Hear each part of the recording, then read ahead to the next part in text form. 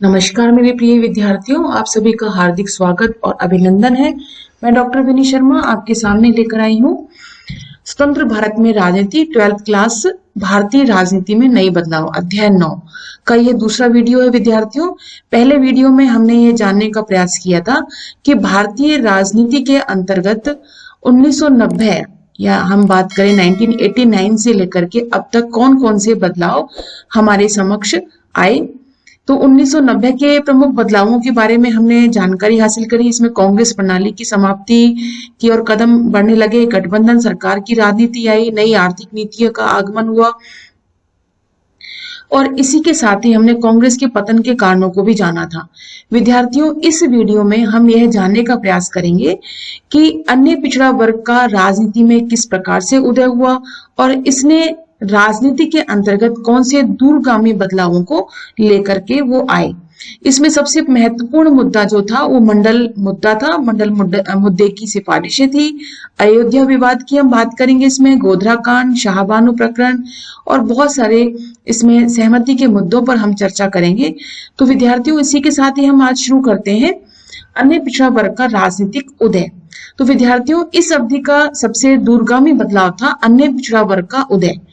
आप ओबीसी शब्द से परिचित होंगे और इससे विचार विवेचन एक प्रशासनिक कोटि, अन्य पिछड़ा वर्ग अथवा अदर बैकवर्ड क्लासेस का संकेत किया जाता है।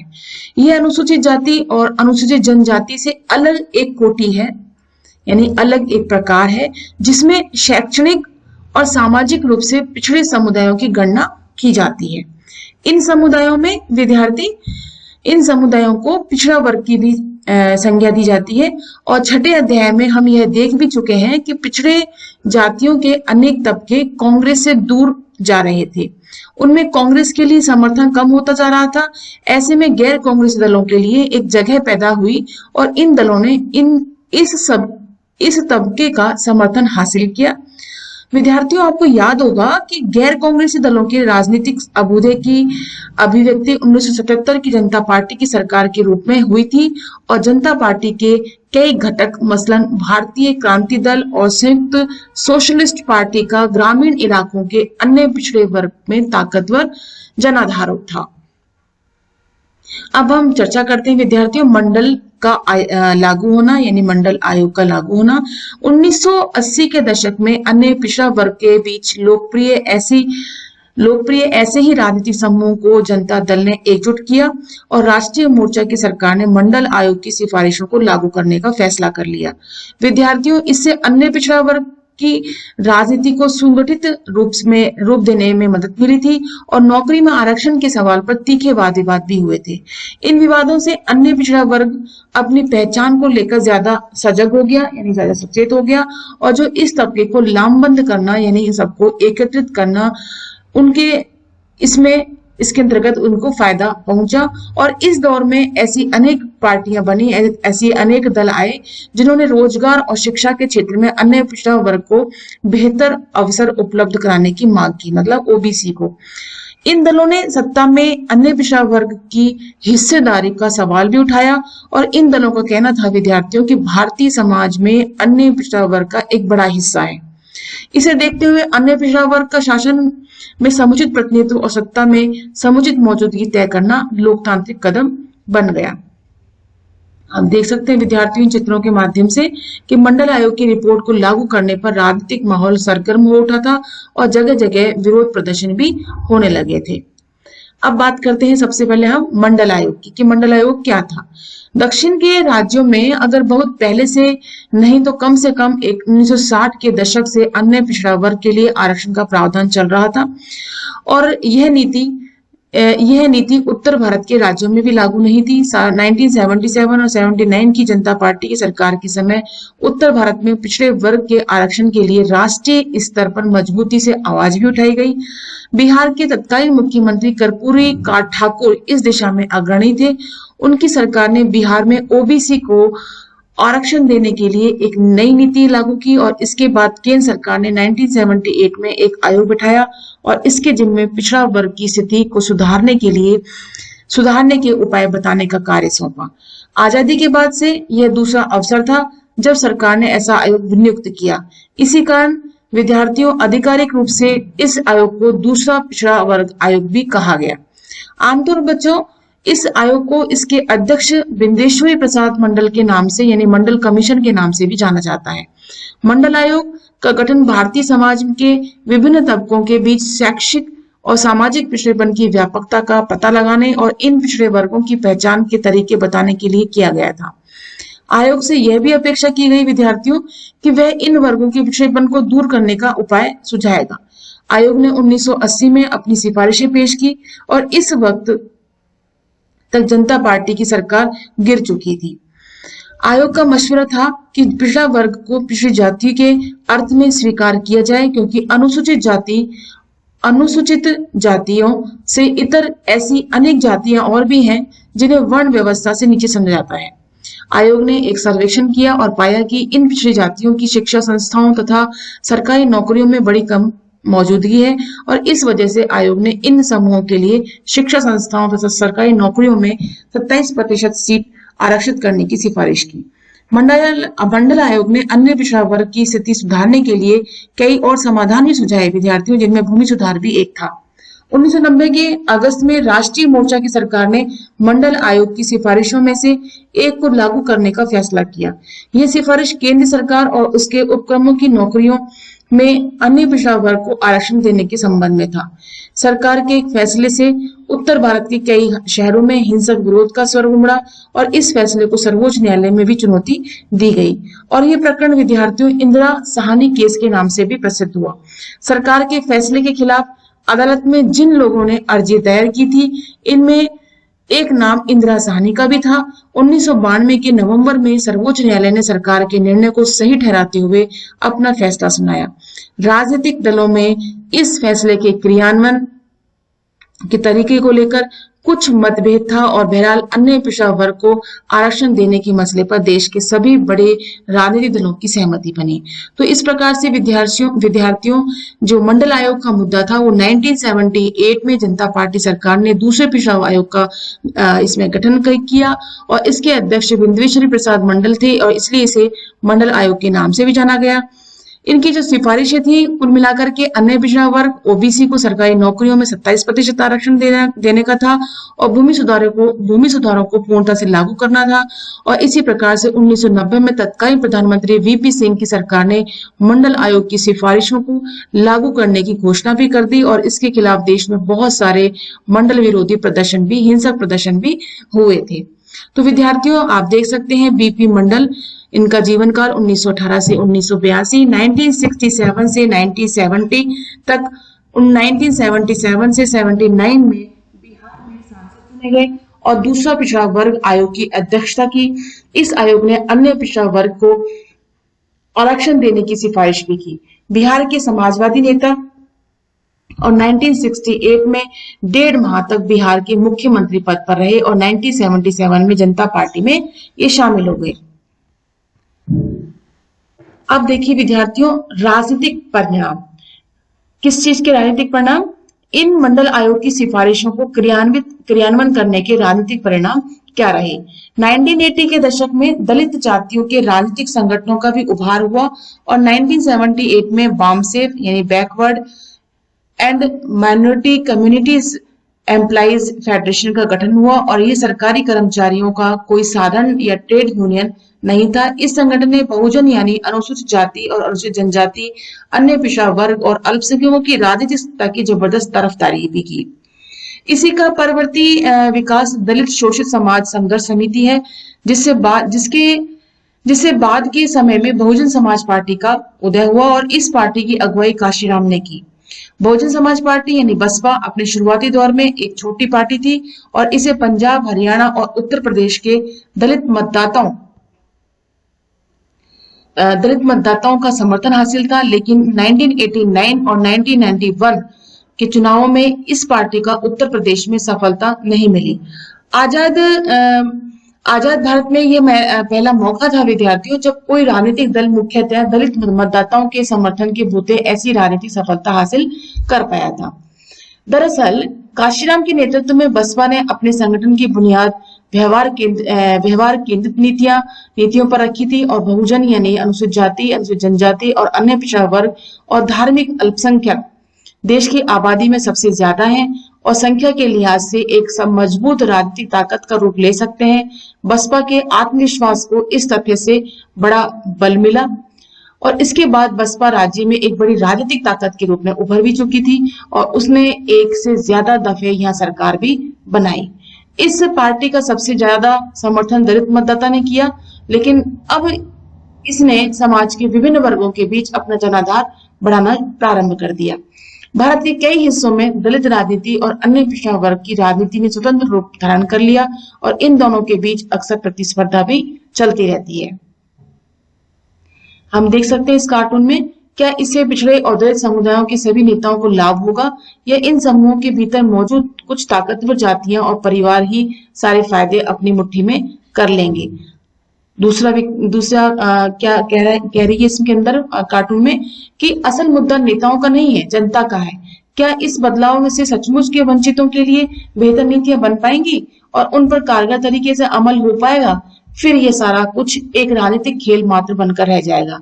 तो इसमें संशय व्यक्त किया गया है कि क्या इन सब की लड़ाई के बीच में कोई तीसरा ही इसमें अपने फायदे उठा लेगा, या फिर इसमें दूसरा मुद्दा यह भी बताया गया है कि सचमुच ये जो नीतियां वंचित लोगों के लिए बनाई गई हैं, क्या ये वास्तव में कारगर सिद्ध होंगी या ये मात्र सिर्फ एक खेल है, राजनीतिक खेल है।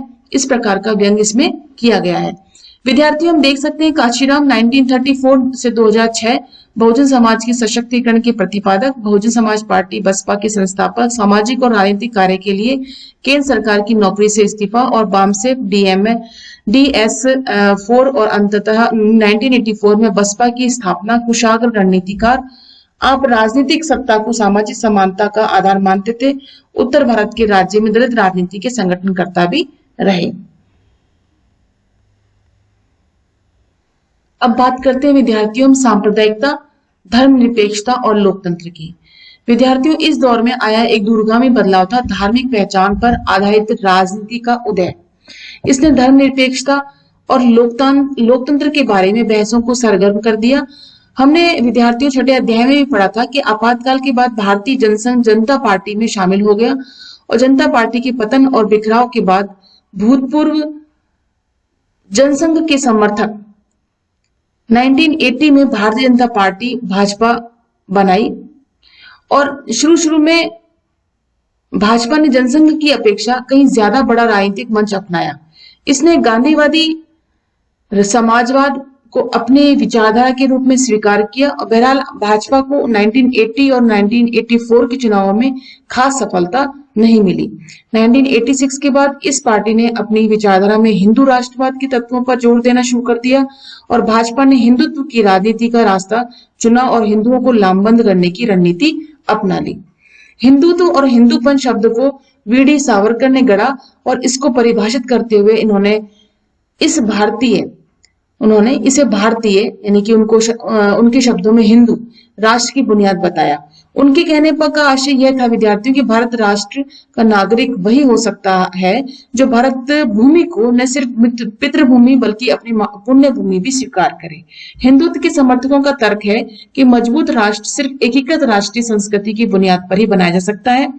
वे यह भी मानते थे विद्यार्थियों कि भारत के संदर्भ में राष्ट्रीयता की बुनियाद केवल हिंदू संस्कृति ही हो सकती है। 1986 में ऐसी दो बातें हुई जो एक हिंदूवादी पार्टी के रूप में भाजपा को राजनीति के लिहाज से प्रधान हो गई। इससे पहली बात 1985 के शाहबानो मामले से जुड़ी हुई है और यह मामला एक 62 वर्षीय तलाकशुदा मुस्लिम महिला शाहबानो का था। उसने अपने पूर्व पति से गुजारा भत्ता हासिल करने के लिए अदालत से अर्जी दायर की थी और सर्वोच्च अदालत ने शाहबानो के पक्ष में फैसला सुनाया था। पुरातनपंथी मुसलमानों ने अदालत के इस फैसले को अपने पर्सनल लॉ में हस्तक्षेप माना और कुछ मुस्लिम नेताओं की मांग पर सरकार ने मुस्लिम महिला अधिनियम 1986 तलाक से जुड़े अधिकार पास किया।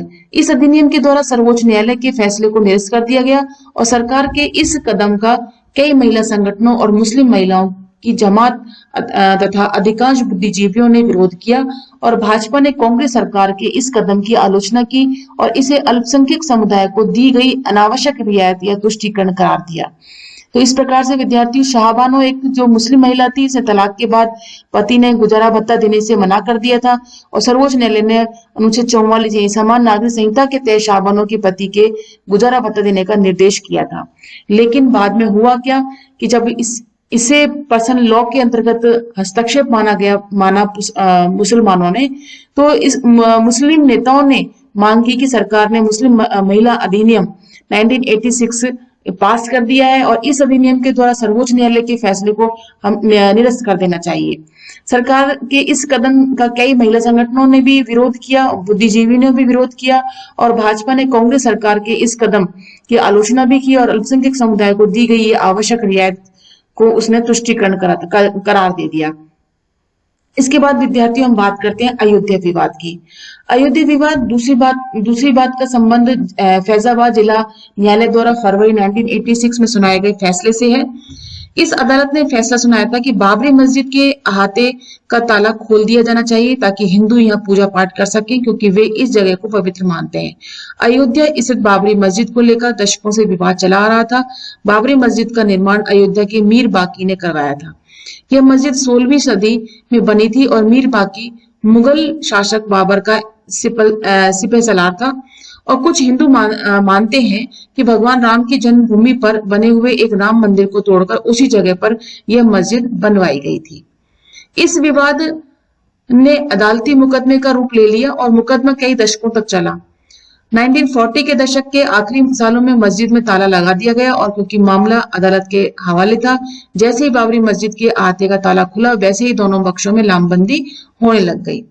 अनेक हिंदू मुस्लिम संगठन इस मसले पर अपने अपने समुदाय को लामबंद करने लगे और भाजपा ने इसे अपना बहुत बड़ा चुनावी और राजनीतिक मुद्दा बना लिया और राष्ट्रीय स्वयंसेवक संघ और विश्व हिंदू परिषद जैसे कुछ संगठनों के साथ भाजपा ने लगातार प्रतीकात्मक और लामबंदी के कार्यक्रम चलाए। उसने जनसमर्थन जुटाने के लिए गुजरात स्थित सोमनाथ से उत्तर प्रदेश स्थित अयोध्या तक एक बड़ी रथ यात्रा भी निकाली। तो इस प्रकार से विद्यार्थियों 16वीं सदी में जो मीर बाकी द्वारा अयोध्या में बनवाई गई मस्जिद के बारे में जो कहा जाता है कि यह मस्जिद मंदिर को तोड़कर बनवाई गई है, यह मामला अदालत में चला गया और 1940 के दशक में टाल दिया गया और बाद में जब ताला खुला तो इस मुद्दे पर वोट की बैंक की राजनीति यानी चुनावी राजनीति जो है शुरू हो गई और 6 दिसंबर 1992 को मस्जिद का ढांचा तोड़ दिया गया और इससे के कारण देश में सांप्रदायिक हिंसा फैल गई और 1993 में मुंबई में बहुत से दंगे हुए और विवाद की जांच के लिए लिब्राहन आयोग का भी गठन किया गया था। विध्वंस और उसके बाद जो संगठन राम मंदिर के निर्माण का समर्थन कर रहे थे, उन्होंने 1992 के दिसंबर में एक कार सेवा का आयोजन भी किया। इसके अंतर्गत राम भक्तों से आह्वान किया गया था कि वे राम मंदिर के निर्माण में श्रमदान करें। पूरे देश में माहौल तनावपूर्ण हो चुका था। अयोध्या में यह तनाव अपने चरम पर था और सर्वोच्च न्यायालय ने राज्य सरकार को आदेश दिया था कि वे विवादित स्थल की सुरक्षा का पूरा इंतजाम करेगा और 6 दिसंबर 1992 को देश के विभिन्न भागों में से लोग आ जुटे और इन लोगों ने मस्जिद को गिरा दिया और मस्जिद के विध्वंस की खबर में से देश के कई भागों में हिंदू मुस्लिम की झड़पें भी हो गई और 1993 में जनवरी में एक बार फिर मुंबई में हिंसा भड़क उठी और अगले 2 हफ्तों तक ये जारी रही। अयोध्या की घटना से कई बदलाव भी आए और उत्तर प्रदेश में सत्तासीन भाजपा की राज्य सरकार को केंद्र ने बर्खास्त कर दिया और इसके साथ ही दूसरे राज्यों में भी जहां भाजपा की सरकार थी राष्ट्रपति शासन लागू कर दिया गया, क्योंकि उत्तर प्रदेश के मुख्यमंत्री ने इस बात का हलफनामा भी दिया था कि विवादित ढांचे की रक्षा की जाए। इसलिए सर्वोच्च न्यायालय में उनके खिलाफ अदालत की अवमानना का मुकदमा दायर हुआ। भाजपा ने आधिकारिक तौर पर अयोध्या की घटना पर अफसोस जताया। केंद्र सरकार ने एक जांच आयोग नियुक्त किया और उसे उन स्थितियों की जांच करने के लिए कहा कि जिनकी परिणति मस्जिद के विध्वंस के रूप में हुई थी। तो विद्यार्थियों, अधिकतर राजनीतिक दलों ने मस्जिद के विध्वंस की निंदा की और उसे धर्मनिरपेक्षता के सिद्धांतों के विरुद्ध बताया। ऐसे में धर्मनिरपेक्षता पर गंभीर बहस चल पड़ी और हमारे सामने कुछ कुछ वैसे ही सवाल आपके सामने खड़े हो गए जैसे कि देश के बंटवारे के समय खड़े हो चुके थे। बंटवारे के समय देश के सामने सवाल था कि क्या भारत एक ऐसा देश है बनने जा रहा है जहां बहुसंख्यक धार्मिक समुदाय या अल्पसंख्यकों पर दबदबा कायम हो जाएगा, या व्यक्ति चाहे किसी भी धर्म का हो भारत में उसे समान रूप से कानून की सुरक्षा और बराबरी की नागरिकता दी जाएगी। बाबरी मस्जिद के ध्वंस के बाद भी देश में यही सवाल एक बार फिर से मुखर होने लगा था और इस प्रकार से सांप्रदायिक हिंसा जो है अपने चरम पर पहुंचती जा रही थी। विद्यार्थियों, इन कार्रवाइयों से उन विनाशकारी घटनाओं की अनगुंज सुनाई देती है जिनकी परिणति 6 दिसंबर 1992 के दिन अयोध्या स्थित राम जन्मभूमि बाबरी मस्जिद के विवाही ढांचे में ध्वंस में हुई थी। हजारों निर्दोष नागरिकों ने जान गंवाई थी, धन संपत्ति का भारी नुकसान भी हुआ था। इससे भी भारी क्षति तो यह भी हुई थी विद्यार्थियों की इस महान भूमि की छवि को अंतर्राष्ट्रीय फलक पर धक्का पहुंचा। यह विभिन्न समुदायों के बीच सहिष्णुता, विश्वास और भाईचारे की महान परंपरा का पालन संरक्षण किया जाता रहा। यह दुख की बात है कि एक राजनीतिक दल के नेता और मुख्यमंत्री को अदालत की अवमानना के अभियोग का सामना भी करना पड़ा, लेकिन ऐसा कानून की महिमा बनाए रखने के लिए किया गया। हम उसे अदालत की अवमानना का दोषी करार देते हैं, क्योंकि इस अवमानना से ऐसे बड़े मुद्दे जुड़े हैं जिनका असर हमारे राष्ट्र के धर्मनिरपेक्ष ताने बाने की बुनियाद पर पड़ता है। इसलिए हम उसे एक दिन के प्रतीकात्मक कारावास का दंड भी देते हैं। ये मुख्य न्यायाधीश वेंकटचलैया और न्यायमूर्ति जी.एन. रे सर्वोच्च न्यायालय का निर्णय था, वक्तव्य था। उत्तर प्रदेश के मुख्यमंत्री ने राष्ट्रीय एकता परिषद के सामने वायदा भी किया था कि राम जन्मभूमि बाबरी मस्जिद ढांचे की रक्षा की जाएगी और इस वायदा खिलाफी से जुड़े एक मुकदमे में सर्वोच्च न्यायालय का यह फैसला था। मोहम्मद असलम बनाम भारत संघ 28 अक्टूबर 1994। विद्यार्थियों, इसी अवधि में चुनावी उद्देश्य के लिए धार्मिक भावनाओं के इस्तेमाल पर भी बहस छिड़ चुकी थी और भारत की लोकतांत्रिक राजनीति इस वायदे पर आधारित थी कि सभी धार्मिक समुदाय किसी भी पार्टी में शामिल होने के लिए स्वतंत्र हैं। लेकिन कोई भी राजनीतिक दल धार्मिक समुदाय पर आधारित दल नहीं होगा। सांप्रदायिक सौहार्द के इस लोकतांत्रिक माहौल को 1984 के बाद से कई दफा चुनौतियों का भी सामना करना पड़ा। हम विद्यार्थियों 8वें अध्याय में भी पढ़ चुके हैं कि ऐसा 1984 के सिख विरोध दंगों के कारण हुआ। ठीक इसी तरह 2002 के फरवरी मार्च में गुजरात के मुसलमानों के विरुद्ध हिंसा भड़की और अल्पसंख्यक समुदाय के खिलाफ ऐसी हिंसा और दो समुदायों के बीच हिंसक टकराव लोकतंत्र के ऊपर खतरा बना रहा। गुजरात के दंगों की हम चर्चा करें तो विद्यार्थी 2002 के फरवरी मार्च में गुजरात में बड़े पैमाने पर हिंसा हुई और गोधरा स्टेशन पर घटी एक घटना इस हिंसा का तात्कालिक उकसावा साबित हुई। अयोध्या की ओर से आ रही एक ट्रेन की बोगी कार सेवकों से भरी हुई थी और इसमें आग लग गई। 57 व्यक्ति नहीं यानी कि 57 व्यक्ति जो हैं इस आग में मर गए और यह संदेह करके कि बोगी में आग मुसलमानों ने लगाई होगी। अगले दिन गुजरात के कई भागों में मुसलमानों के खिलाफ बड़े पैमाने पर हिंसा हुई और हिंसा का यह तांडव लगभग 1 महीने तक जारी रहा। लगभग 1100 व्यक्ति जिनमें ज्यादातर मुसलमान थे इस हिंसा में मारे गए। राष्ट्रीय मानवाधिकार आयोग ने हिंसा को रोकने, भुक्तभोगियों को राहत देने, हिंसा करने वालों पर कानूनी कार्यवाही करने में असफल रहने के आरोप लगाते हुए गुजरात सरकार की आलोचना की और भारत के चुनाव आयोग ने गुजरात विधानसभा के चुनावों को रोकने का फैसला किया।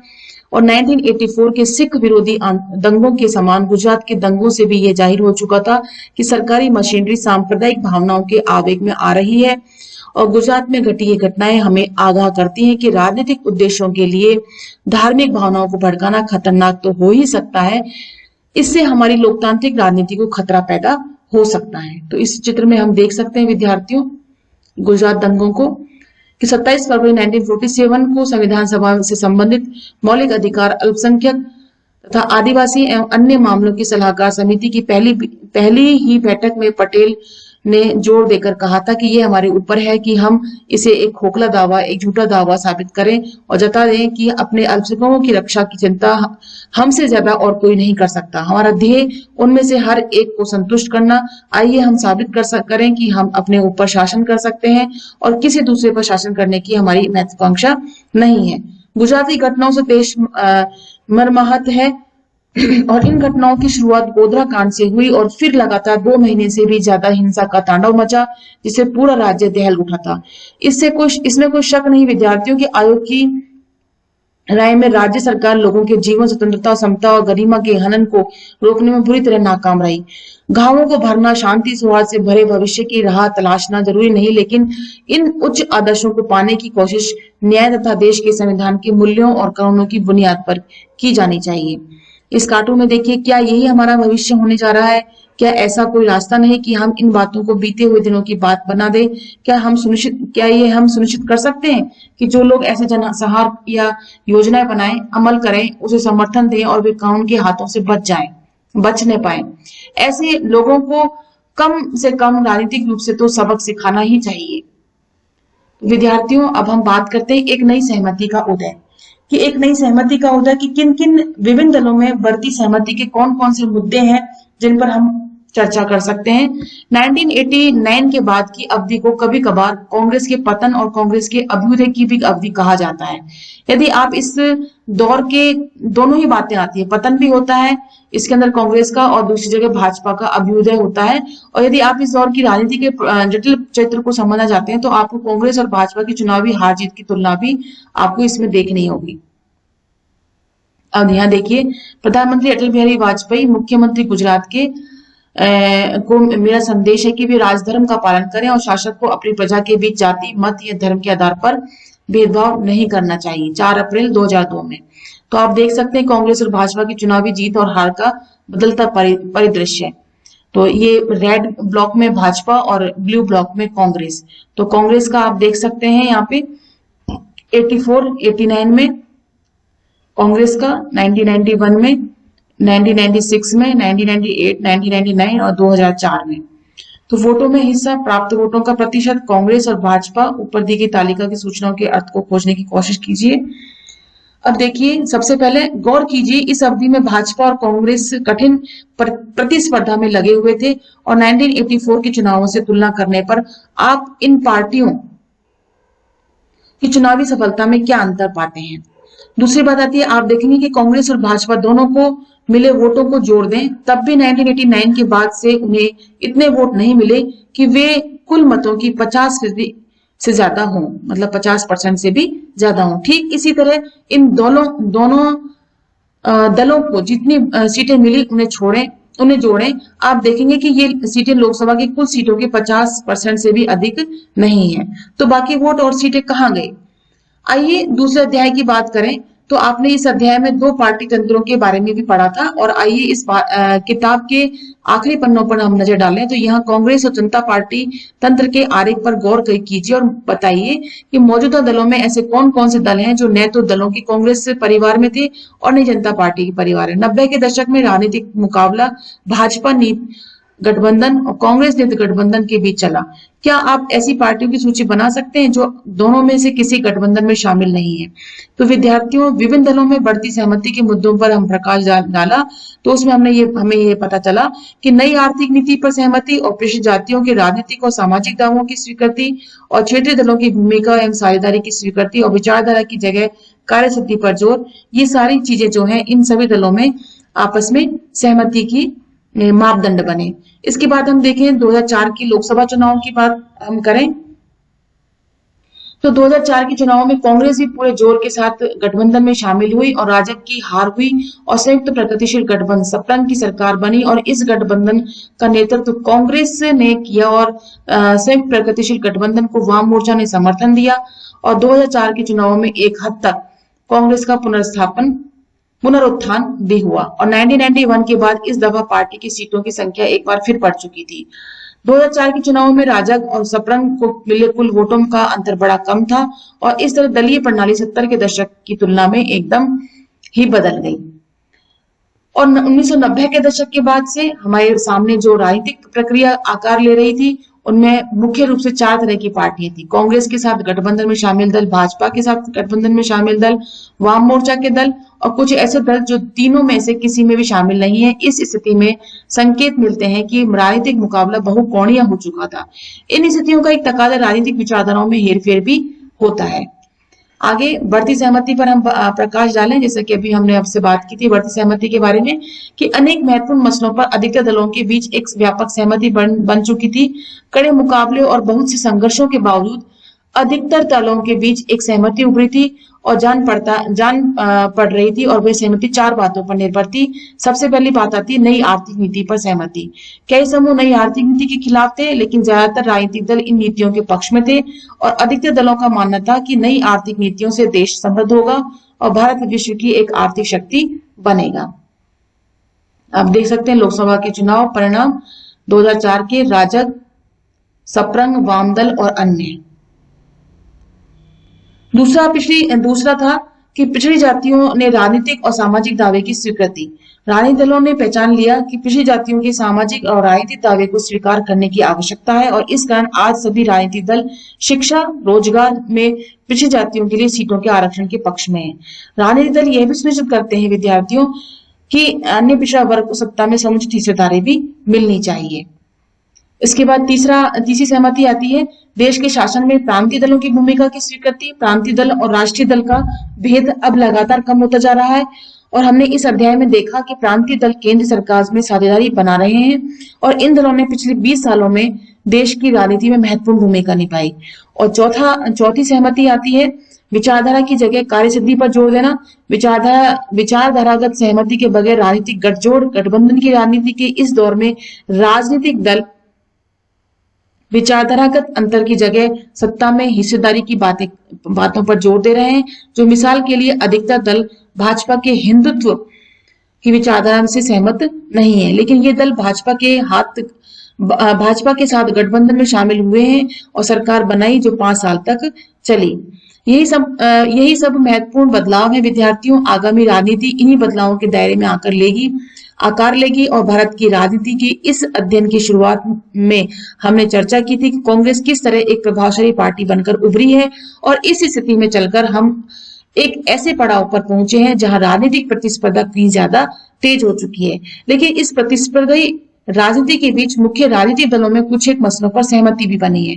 अगर राजनीतिक दल इस सहमति के दायरे में सक्रिय रहते हैं तो जन आंदोलन और संगठन विकास के नए रूप, स्वप्न और तरीकों पर पहचान कर रहे हैं, और गरीबी विस्थापन, न्यूनतम मजदूरी, आजीविका, सामाजिक सुरक्षा के मसले जन आंदोलनों के जरिए राजनीतिक एजेंडे के रूप में सामने आ रहे हैं।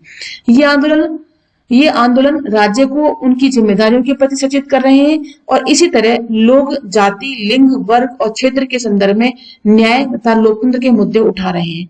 हम विश्वास पूर्वक कह सकते हैं विद्यार्थियों कि भारत में लोकतांत्रिक राजनीति जारी रहेगी, और ये राजनीति इस अध्याय में वर्णित कुछ चीजों के मंथन के बीच आकार ग्रहण करेगी। तो आप देख सकते हैं मेरा सवाल यह है कि क्या लोकतंत्र बचेगा? बिल्कुल, लोकतंत्र निश्चित रूप से बचेगा, क्योंकि जिस प्रकार से अपने अधिकारों के प्रति जागरूक हो रही है, अपने कर्तव्यों के प्रति जागरूक हो रही है, और अपने सरकारी जो सत्ता है, जो दलों की जो सत्ता है, वो किस प्रकार से अपने स्वयं के हितों को साधती है और जनता के हितों को साधती है, दोनों ही बातों का वे मूल्यांकन करते हुए ही भविष्य में अपने राजनीतिक लोकतंत्र को बचाए रखेगी। तो क्या फिर असली सवाल यह हो सकता है कि क्या लोकतंत्र के भीतर से सार्थक नेतृत्व उभर कर सामने आएगा? निश्चित रूप से सार्थक नेतृत्व उभर कर सामने आएगा, और आने वाले भविष्य में हम ये सब चीजें देख सकते हैं। क्या वीपी सिंह चल पाएंगे? क्या चंद्रशेखर टिक पाएंगे? जून क्या राव चल पाएंगे? और क्या घोड़ा टिक पाएंगे? अप्रैल क्या गुजराल बच पाएंगे? मार्च क्या वो वाजपेयी टिक पाएंगे? क्या भारत बच पाएगा? इस प्रकार के ऐसे मुद्दे विभिन्न नेता आएंगे और जनता के हितार्थ के लिए, कल्याण के लिए कार्य करेंगे। क्योंकि जनता जो है अपने अधिकारों के प्रति, अपने कर्तव्यों के प्रति जागरूक हो रही है, अपनी सत्ता के प्रति भी जागरूक हो रही है। इस प्रकार से कोई भी सत्ता जो है अब जनता के ऊपर इस प्रकार से तानाशाही या अधिनायकवाद स्थापित नहीं कर सकती है। निश्चित रूप से लोकतंत्र स्थापित होगा। 16वीं लोकसभा में विभिन्न दलों की स्थिति को आप देख सकते हैं। 27 दिसंबर 2018 की स्थिति, इसमें भाजपा को 51.24% यानी 51.24% बहुमत मिला इन्हें। इसके बाद आईएनसी को और एडीएमके को और एआईटीसी ये विभिन्न दल हैं, बात देख लीजिए आप। Bharatiya Janata Party, Indian National Congress, All India Anna Dravida Munnetra Kazhagam, All India Trinamool Congress, Biju Janata Dal. आप देख सकते हैं इसमें बहुत सारे इसमें अलग अलग बताए गए हैं। 2014 की 2018 की 16वीं लोकसभा के विभिन्न स्थितियां इसमें बताई गई हैं। तो इसके साथ ही विद्यार्थियों ये अध्याय यहीं समाप्त होता है। इससे संबंधित कुछ प्रश्न है, आप इसको हल कीजिएगा, और किसी भी प्रकार की आपको इसमें परेशानी आती है या किसी प्रकार का डाउट है तो निश्चित रूप से आप कमेंट बॉक्स में आप लिख सकते हैं। आप मुझसे पूछ सकते हैं कि किस प्रकार से इन प्रश्नों को इसमें किसी प्रकार की आपको रुकावट है, व्यवधान आता है, तो आप निश्चित रूप से आप पूछ सकते हैं, और यह सभी प्रश्नों के उत्तर आपको इसी अध्याय के अंतर्गत संभवतः मिल जाएंगे। तो इस प्रकार से विद्यार्थियों हम यही आप अध्याय को समाप्त करते हैं। अब यह पुस्तक संपूर्ण रूप से समाप्त हो चुकी है, सारे अध्याय हमने करवा दिए हैं, और पूरी तरह से हमें संभावना है कि आपको ये अच्छे से समझ में आया होगा। और इसी के साथ ये वीडियो हम यही समाप्त करते हैं। धन्यवाद एंड नमस्कार।